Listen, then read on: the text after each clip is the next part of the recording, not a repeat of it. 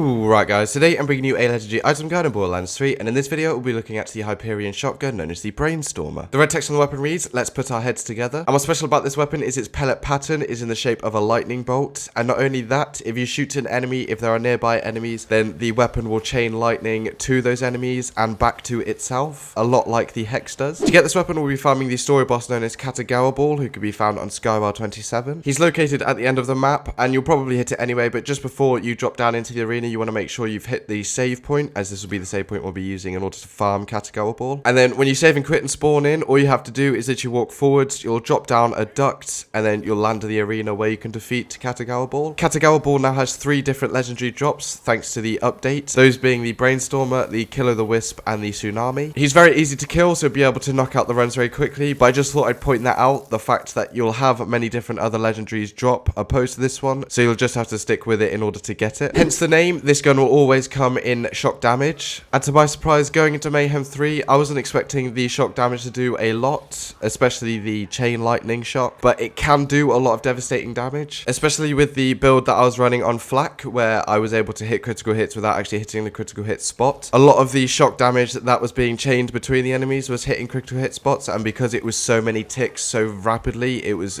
just melting the enemies. But besides that, the shock damage in itself, if you don't hit critical hits, is still really good, and the damage of the pellets itself is as well really good. Like I usually say, shock damage is probably one of the better elements to use in general when going in Mayhem 3. Obviously, it's best if you're running a build or a weapon that matches the element of the enemies that you're defeating, but in this case, because it only comes in shock, I can only use shock, and it just comes in handy because there are quite a few different health types in Carnivora. The lightning bolt pattern of the pellets didn't really seem to throw me off all that much. I sort of instantly adjusted to shooting the body, so then a pellet would hit the head and then the rest would hit the body. Obviously, to get the most use out of this weapon, you want to make sure that you group up a lot of enemies in very close proximity. The chain lightning will not only chain from the enemy you're shooting to the next enemy, but it will also chain to the next enemy, and then all of this will chain back, so it sort of flows through each other, and this will constantly deal damage as it's flowing through the enemies, and this can obviously lead to a lot of damage ticks being applied to an enemy very quickly. It reminds me of the Will-O-the-Wisp in a way, just because the damage,